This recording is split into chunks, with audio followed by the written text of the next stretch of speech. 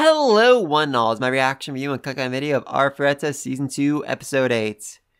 And I'm not really sure what to expect going into this because last week's episode basically finished up Volume 5, but in doing so, they skipped over one of my favorite moments from the light novel. I mean, it's not all that significant, so they could skip it rather easily without much of an issue, but, oh god, I would so love to see it animated. And it could tie fairly neatly into what happens next, and the person Hajime will probably meet in this episode. I mean, maybe? I'm not sure about that, but alright, let's get into this, starting in 3, 2, 1. Every single episode has the same still image of the Highlight Kingdom. I mean, it's a good way of emphasizing, okay, now we're talking about the classmates, but I don't know, it seems like such a weird detail. Okay, looks like all the girls are meeting up for a slumber party. I do not recall this in the light novel, but it might have been in there. Something bad, something very bad is probably going on. I mean, we just saw Captain Mel being attacked by Hayama and his, own vice captain, so things are taking a rather dark turn at this point. Oh yeah, the people they're looking for are Aiko's personal guard. They're basically the knights that the Pope assigned Aiko to keep an eye on her to make sure she didn't do anything too suspicious. And what I absolutely love, one of the best details in this entire series, is that the reason why the Pope picked, beautiful young men to guard Aiko was because his plan was for Aiko to fall in love with one of them, have a whole bunch of kids, and then become attached to this world and want to stay here. I mean, that is a, fairly sexist plan right on the head of it, but it just goes so absolutely poorly. I mean, first off, Aiko is so concerned about protecting her students and making sure they're safe that she doesn't even notice the knights or how attractive they are. Secondly, the students, mainly these students right here, realize the knights are trying to get close to Aiko and form the Aiko Protection Squad, whose entire goal is to keep Aiko away from her own protecting knights. And finally, and most amazingly, the knights just instantly fall in love with Aiko because she's so diligent, because she's trying so hard to protect her students, and basically they fall so madly in love with her that they declare that she is more important to their god. They are Templar Knights. They have literally sworn their life to the service of God, and within a few short weeks, Aiko has become their new god. Oh, I love this series so much. I mean, last time we saw Captain Meld, he was being attacked, so yeah, I don't really think he's all that okay right now. Episode 8, A Disturbing Darkness. I mean, he really didn't avoid it all that much. You literally stabbed him in the back. In the light novel, his attack was supposed to be aimed at his heart, but because of Meld's, superhuman sixth sense, he's able to sense something's about to hit him, and he dodges it and just takes a small blow to the side. Also, I just want to point out that Hayama is such a bad assassin that even when attacking someone from behind, while he's in the middle of fighting someone else, he is not able to deliver a finishing blow. Hayama just really sucks at killing people, doesn't he? Well, that was pretty satisfying, watching Hayama get hit against that wall. That was definitely satisfying. Again, so satisfying to watch him get hurt. Yeah, those are, knockout blows right there. Each one of them designed to knock these guys out until Meld can figure out what kind of strange magic is brainwashing them. I mean, that certainly seemed like more than, just a knockout blow. He literally threw the guy's head against the corner of the fireplace. That's a, very easy way to kill somebody. Though I guess these are knights with high levels who are, sturdier than the average man. Alright, Captain Meld, you have the chance. Kill Hayama. Kill him now. Seriously, just take the sword in your hand and throw it at him. There's also something that the light novel spends a bit more time talking about, but basically, Hayama is arguably stronger than Captain Meld. He has been to far deeper levels of Labyrinth than even Captain Meld can handle, but Meld just has so much more actual battle experience, especially when it comes to battling, real people, that he's able to handle multiple foes, even Hayama himself, without much problem. Yeah, the light novel describes Hayama's eyes as looking like a man who'd fallen so far that he has no chance of recovering. And the knights are okay! Yay! Even though each one of those blows should have knocked them out, semi-permanently. That is certainly the coward's way out, jumping from a 4th-story window. That's just the Meld way. That is just the Meld way. Oh, wow, okay. In the light novel, he actually had to use a wind spell to keep himself from, breaking his limbs when he hit the ground. And it is this moment that his body, his mind, and his soul became incapable of movement, became so wrapped in fear that he could do nothing but just stand there and pray to all the gods above that this thing, this predator that stood above him, would not notice him, would walk away without striking him down. Yeah, that's basically how Light Novel describes the scene. Captain Mel, the strongest human, besides, the heroes in this entire world, is left utterly and completely just terrified, utterly and completely terrified by the presence standing before him. Hey, it's the lady from the opening of the first episode. About time she shows up.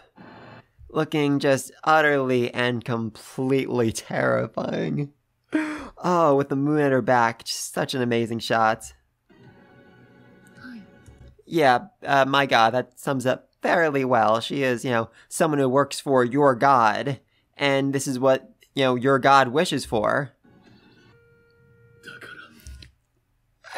Oh, I love that line. I absolutely freaking love that line. Word a bit different light novel, but same basic premise. Basically, Mel realizes, okay, I can't rely on my god, obviously. I mean, this person apparently is working for my god, and they want me dead, so that's bad. That's really, really bad. Instead, I will look to Hajime, the monster of the abyss, the one person in this world who I think may actually have a chance of killing her.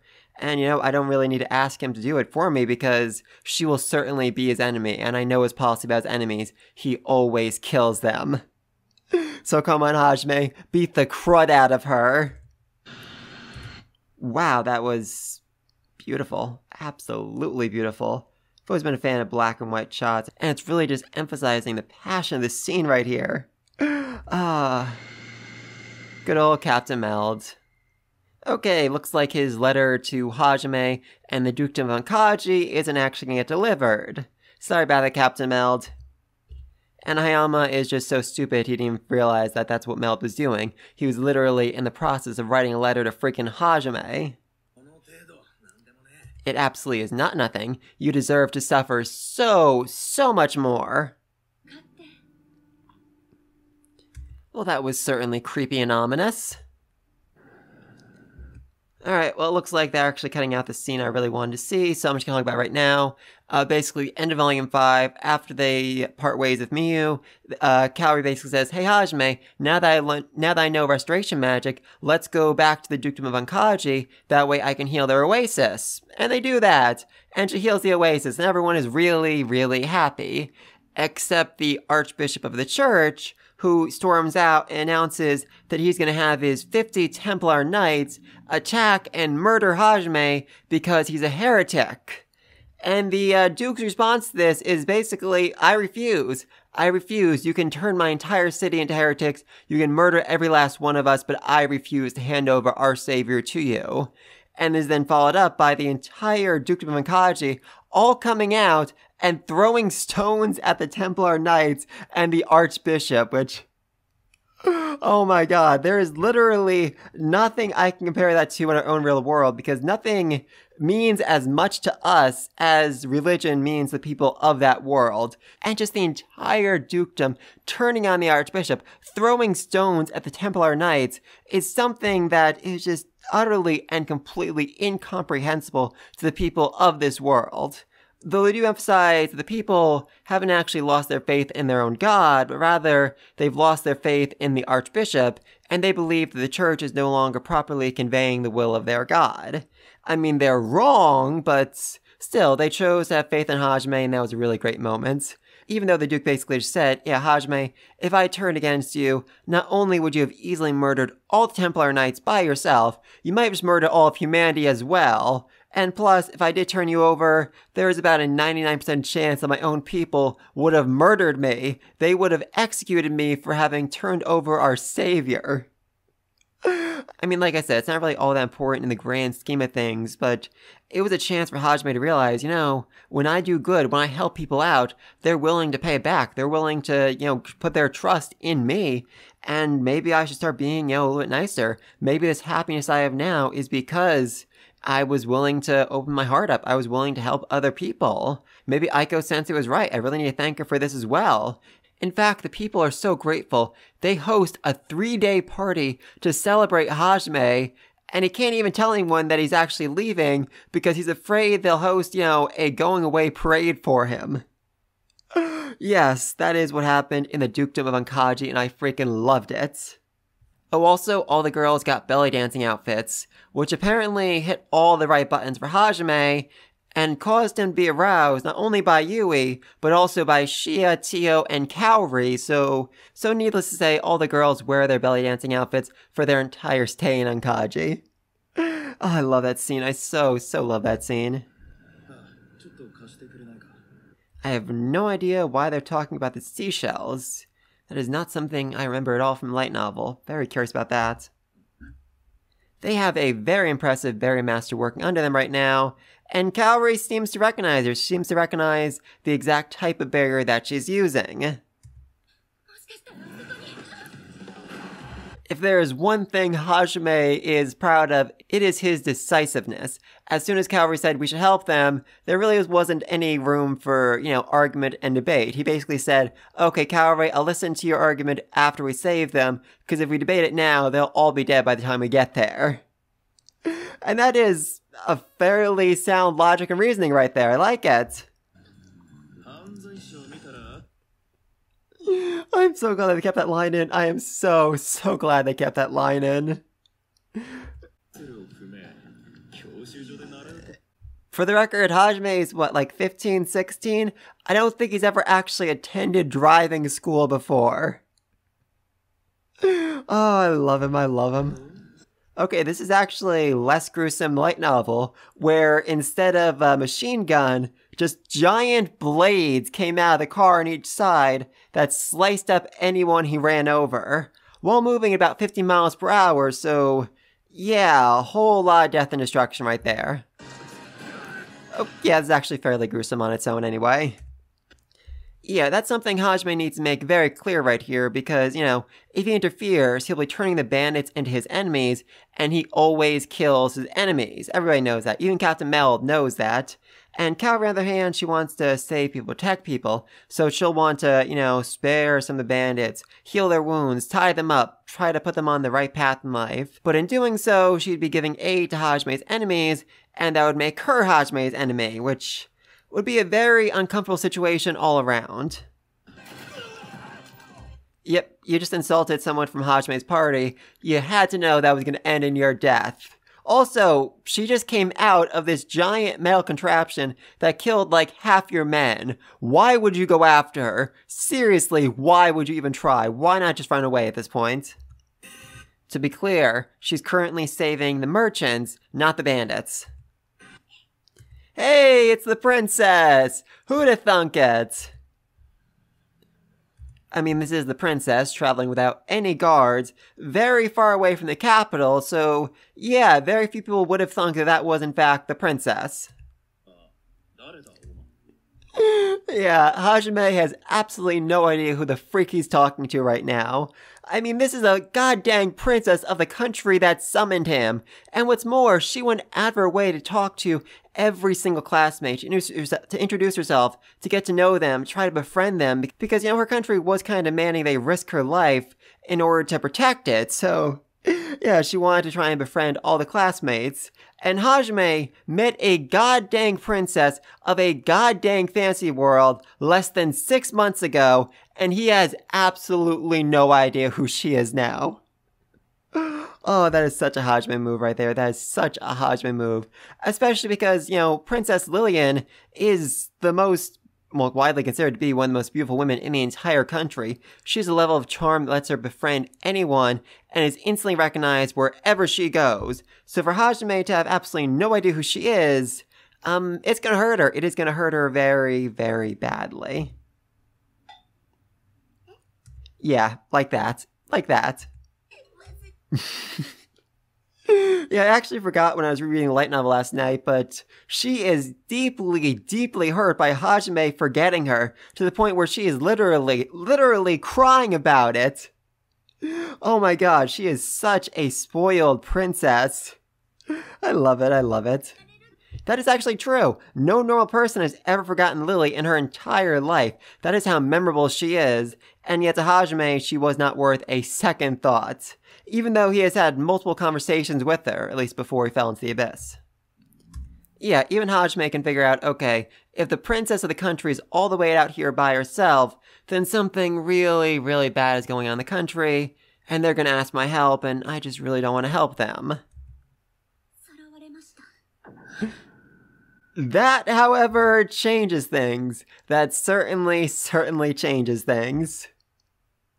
Because while Hajime might not care about his classmates, the one person he does care about is Aiko. She has always been good to him, she was always kind to him, always trying to help him, and her words to him back at Lake Ur, that, if he kept living his life the way he was, he'd just end up miserable, sad, and alone, they really touched him, and they were, basically the catalyst for all the change that's come since. For him adopting Miyu, for him being nicer to the girls in his party, for him saving his classmates, for him saving the Dukedom of Ankaji. All of that was because of Aiko, and if she's in danger, then Hajime owes it to her to save her. Also, he kind of put her in harm's way. Let's not forget about that.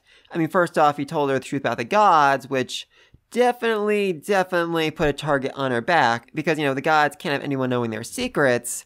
And secondly, he declared himself, oh, the brave knight of the goddess of fertility, the knight of Aiko sensei. So it kind of, linked the two of them together. And once Hajime had been declared a heretic, that kind of meant that Aiko was dragged down with him.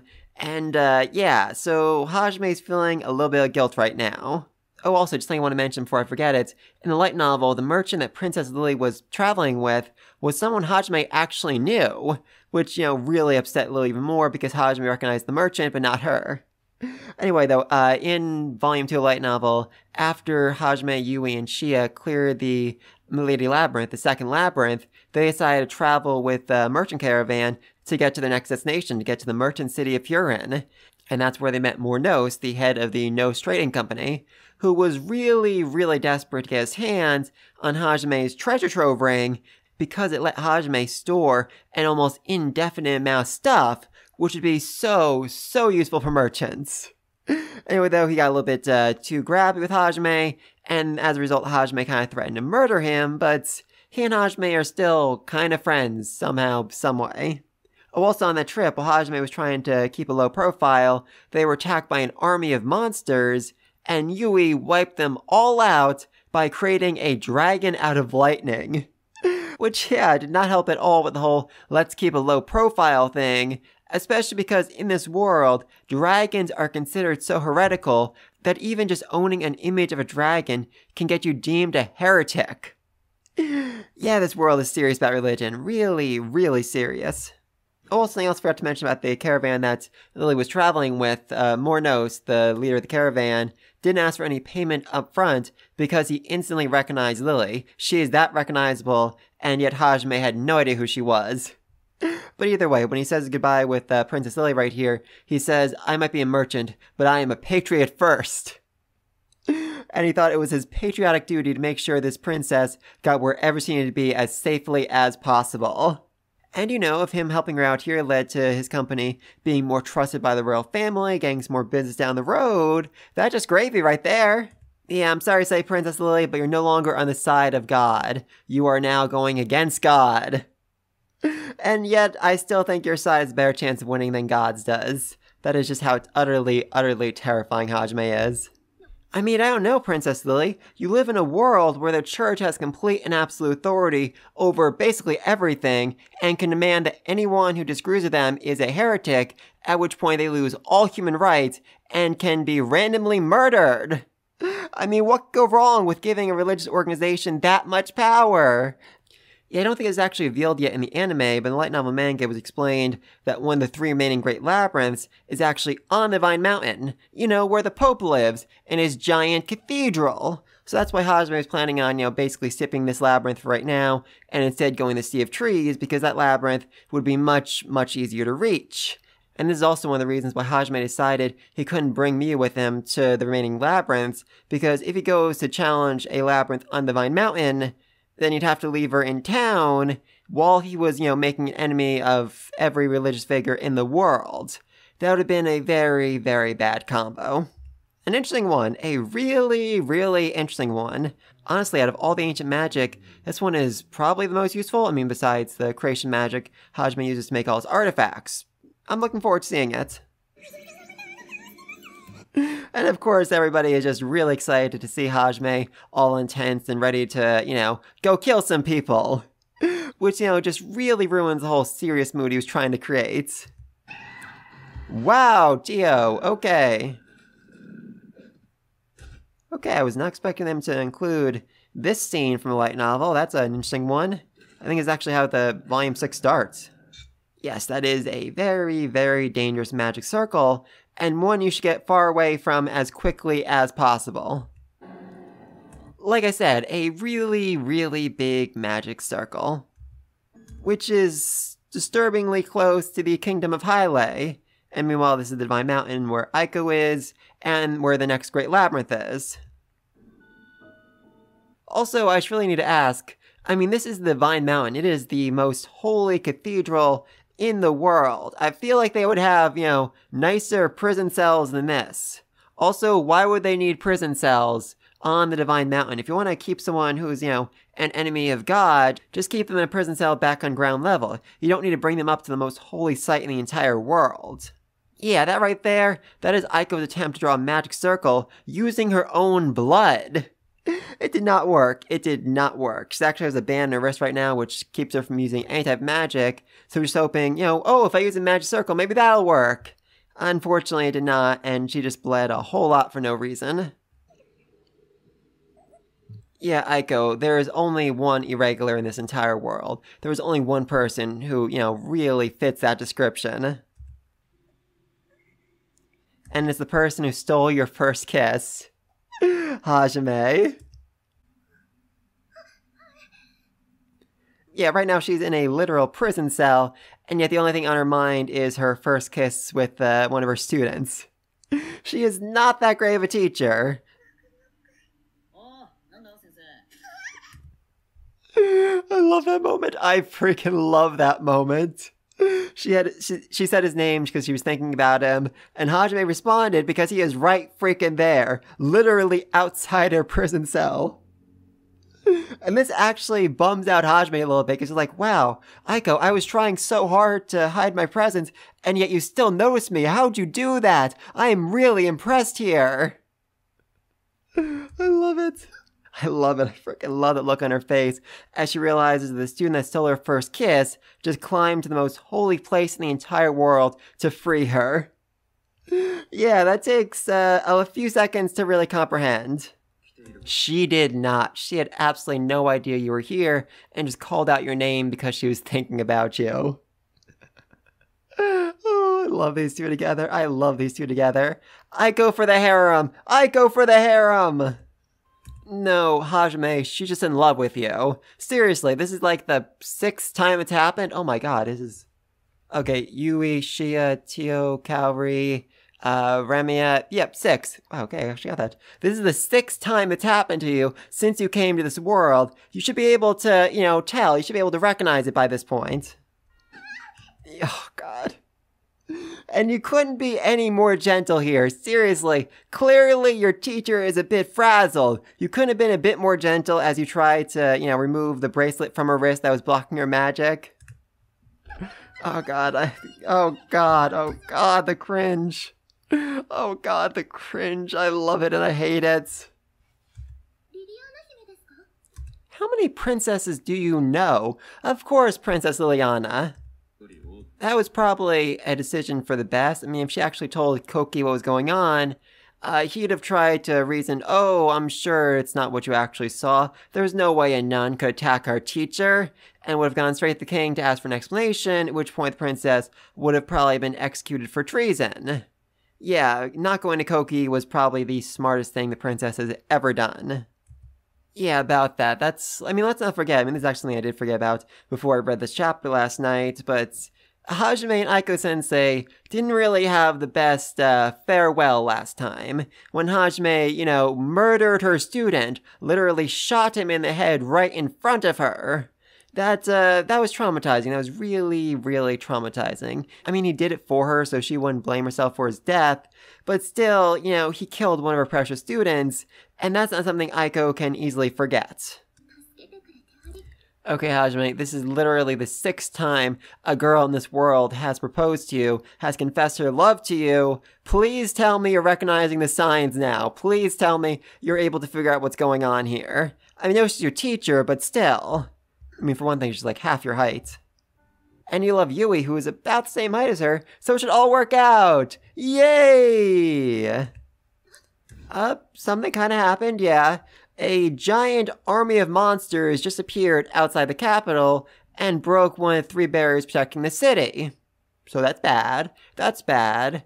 On the bright side, the church is probably going to be so focused on that Hajime thinks he'll be able to escape unscathed, hopefully.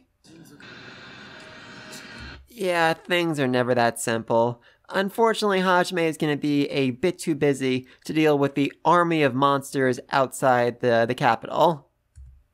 And the entire tower was just utterly and completely disintegrated. I think that's the word the light novel used. Yeah, so it would have been very, very bad if they hadn't run when they did. Seriously, that attack literally disintegrated half of that giant freaking tower. Alright, here we go. Back to the very first episode of this season. The opponent bathed in moonlight, who Hajime must defeat. Yep, time to fight an angel, Hajime. Time to fight an angel. I mean, you're going up against God. You probably should have assumed, okay, if I'm fighting God, I'll probably have to deal with a couple angels at one point or another. And he does not at all seem bothered by it. In fact, he seems absolutely freaking giddy of the chance to fight a goddamn angel. I love it. Alright, next episode, Invasion of the Capital. And this was a busy episode. This was a seriously, seriously busy episode. I mean, the start of it, Hajime was dealing with bandits, and by the end of it, he's in a battle against a freaking angel while an army of monsters and demons invades the capital.